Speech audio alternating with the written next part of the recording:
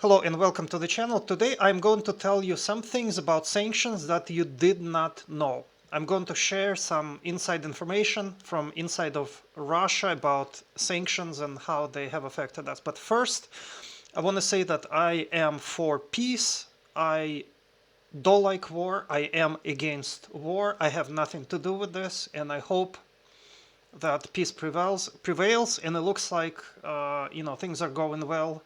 Today they had discussions, they had negotiations during which they made a lot of progress finally, so that's a good thing.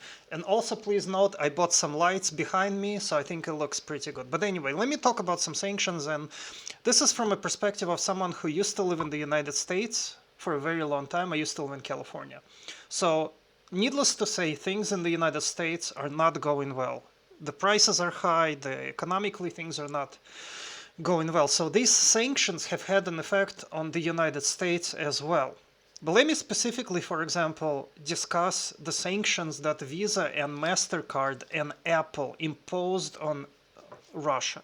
So Visa, MasterCard, and Apple, and a lot of other companies completely exited the Russian market. And specifically, those sanctions had almost no effect on anything Russia does or even Russian daily life, and I will explain why.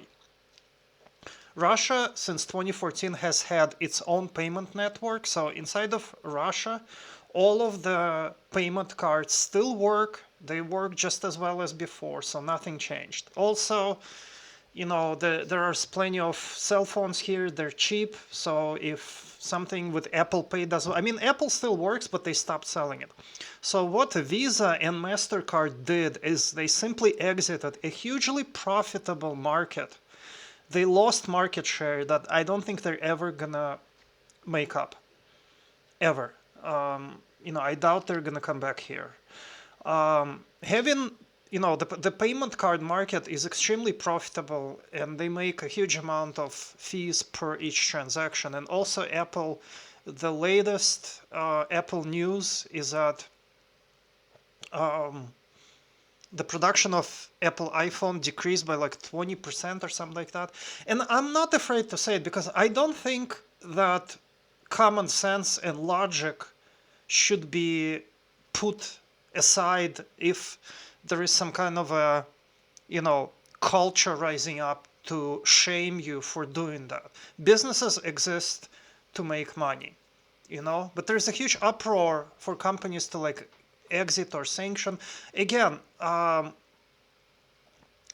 just like I said, I am against military conflicts or whatever, but this did nothing but hurt these companies, and UnionPay, a Chinese company, is going to come back and fill that market share, and that's all that's going to happen.